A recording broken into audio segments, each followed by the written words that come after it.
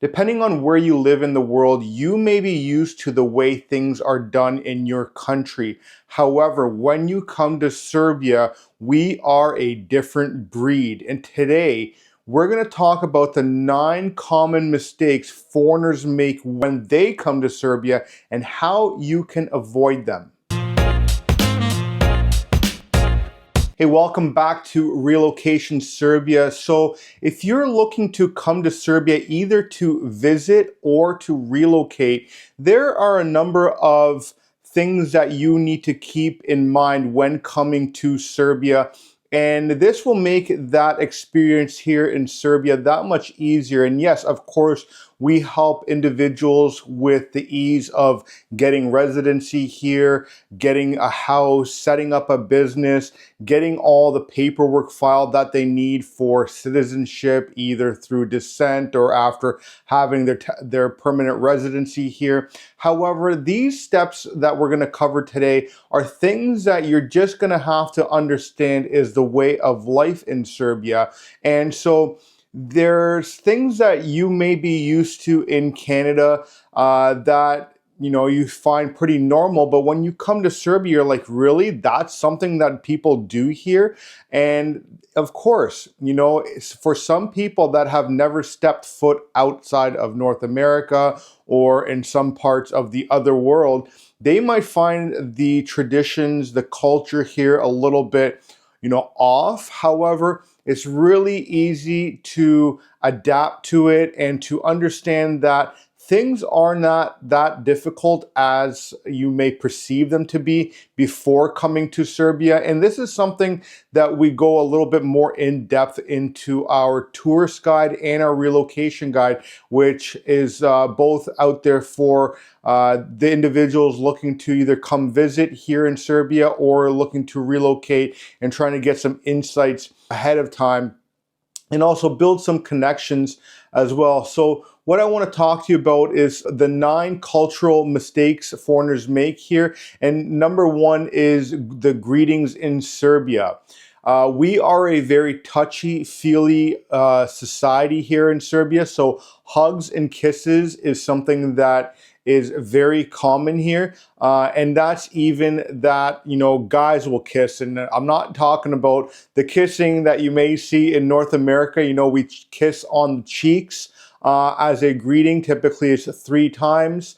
And hug each other here as well. That's something that is not very common in Canada. Maybe it is amongst the women in Canada. However, here in Serbia, guys do that very much. We are a very tight-knit community here, and so hugging another guy, hugging the guy's wife, and giving them the 3 kisses on the cheek is a symbol of respect here, and something that should not be thought of as weird here. And if you are approached or come into Serbia and you do get that type of greeting, expect it. Don't be thrown off with it, and try and share it back, because if you can adapt into the way that people in Serbia live, and it's going to make your transition here a lot easier and a lot more welcoming, as if it's not already welcoming. And you can also just, if you're not one of those hugs and kisses type of people,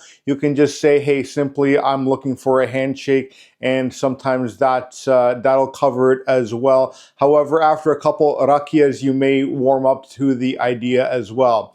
Now, another thing that we do quite often in North America is that whenever we go out to a restaurant, with couples or a group of guys or a group of women, what they'll typically do is they'll order their drinks, they'll order their food and their desserts and have a good time. However, when the bill comes time to pay, a lot of the times in North America, you will be looking to split the bill. However, that is not something that is common or even seen here in Serbia. If you're going to go tell the waiter to split the bill for, 3 different couples or something like that, you're going to get a weird look. They're going to pretty much tell you, no, we're not going to do that for you. That is the bill. You can figure it out and go from there. But the way they do it here in Serbia, and even the people that we work with here that come from all across around the world, they're like, hey, let me split that bill. And even myself, it's weird hearing that nowadays, even though I was raised in Canada. And what we typically do is, one person covers the bill this time.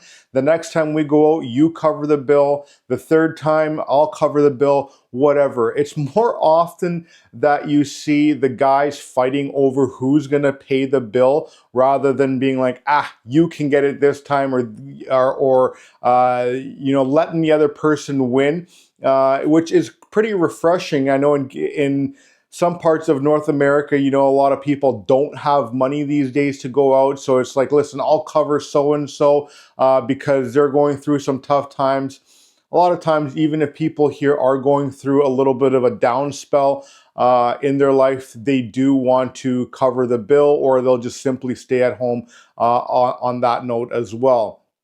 Now, the third one that a lot of foreigners make mistakes when they come here is that they're worried about the language barrier. I did a couple interviews these past couple weeks with people who have come to visit Serbia. And in those interviews, they have simply stated, hey, listen, English is very widely spoken in Serbia. I've mentioned it that English is actually taught as a second language in the schools here. And so that if you do come to Serbia, more often than not, someone that is of younger generation will be able to speak English to you, especially if you are in the tourist areas in Belgrade, Novi Sad. If you're in the city cores of any other major cities like Kragujevac or Novi Sad, they'll typically speak English to you. If you have to, some of them will say, I speak a little bit of Serbian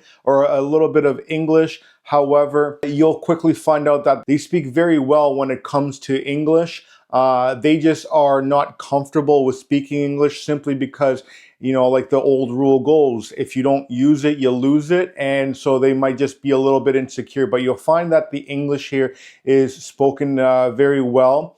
The fourth one is that Serbians are extremely social beings. You can talk about a wide variety of topics and world issues when it comes to,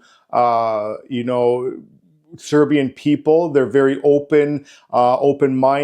They want to learn about you. They want to teach you about themselves, so on and so forth. There are some topics that you may want to not talk about, such as the NATO bombings, getting into politics, because that is a very hot topic. And so, if you don't want to get into heated debates, especially if you're with a bunch of different Serbs and they're going to start, getting right into it, talk about, your worldviews, maybe perhaps of why you came here, learn about their culture here in Serbia, be interested in actually learning some of the language as well, because Serbian people will love to help you learn some language here so that you can get around. And unlike North America, where a lot of the nightlife closes at like 1-2 o'clock in the morning, if you're coming in from, if you're going to Belgrade, you're going to be into a nightlife scene that runs till 3, 4, 5 a.m. So that's something that you're going to need to adapt here. Now, another one is that Serbians are very honest and might surprise you. We're so honest that we are blunt and direct.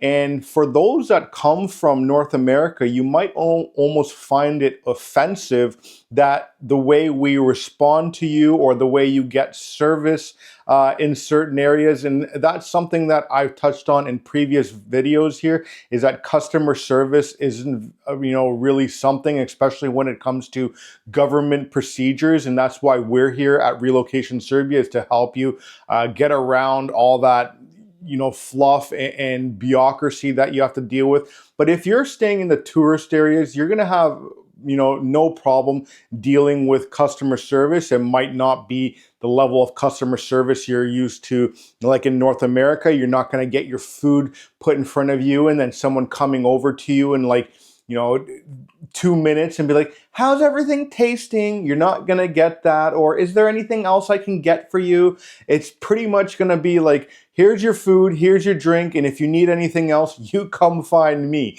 That's typically how it is, and I kind of like that, and you won't be rushed when you're done your main meal, your desserts and everything, to be like, is there anything else I can get for you today? Just the bill. It'll be like, you have to ask for the bill. You can sit there for a couple hours and socialize, enjoy yourselves and the company that you're with, which is something that I really love here. And that, it's almost, you feel guilty coming from North America here and doing that, especially if you're just getting a cup of coffee. Now, the other one is number 7, which is time flexibility. One thing that is very normal here in Serbia is that if you are 5 to 10 minutes late, you're still considered on time. If someone says we're going to meet so-and-so at 1 o'clock, be prepared to meet them at, 1:10, 1:15, maybe even get a phone call at 1 o'clock and them stating to you that it's going to be 1:30 because they're running late because of traffic or this, that, and the other. And that's something that you're going to have to get used to. Whereas in North America, if you have a time set for something, people are typically pretty punctual and almost get upset if you're coming in on time. They typically like you like 5-10 minutes early. That doesn't happen here in Serbia. If you go to a store that says it's going to open at 9 o'clock in the morning and you got there when it's closed in the evening, don't go the next day for 9 a.m. because more likely than not, you're going to be waiting until 9:15, 9:30. Sometimes they won't even open, especially if it's a holiday, and they won't even leave a sign. So make sure you understand that's something that you need to deal with. And one thing, and this is a separate topic that I kind of touched on, is that avoid political discussions here. I myself, I speak the language, but like politics that they talk here is almost gets annoying to the point that they almost have nothing else to talk about except for complaining, which I honestly can't deal with, especially as a business owner. I like to look at the better side of life and opportunity rather than complaining about this, that, and the other. And coming from Canada, where politics has absolutely taken over life, that's not something I'm looking to deal with here in Serbia. And so I kind of stay away from that even as a citizen here. And so if you're someone that's coming here as a tourist or looking to relocate and you don't want to get into like pretty heated debates, don't get into talks about politics. We're really passionate about sports and philosophy as well, so that can go down a pretty wrong road if you don't approach it the correct way. And so that's a word of warning. And number 9 is a little bit of a bonus. Do not criticize Novak Djokovic here. That is the tennis player from Serbia.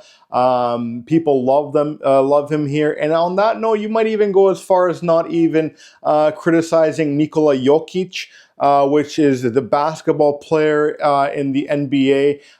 People love him here. There's kind of two people that have put Serbia on the map. And if you start criticizing any of those two individuals here in Serbia, you're going to get an earful of something that you don't want to hear. So those were my 9 topics. I hope that you enjoyed them. Leave me your comments, questions, concerns in the comment section of this video. Give a like, a thumbs up, and subscribe if you're not subscribed. Thanks for watching. I'll see you on the next one.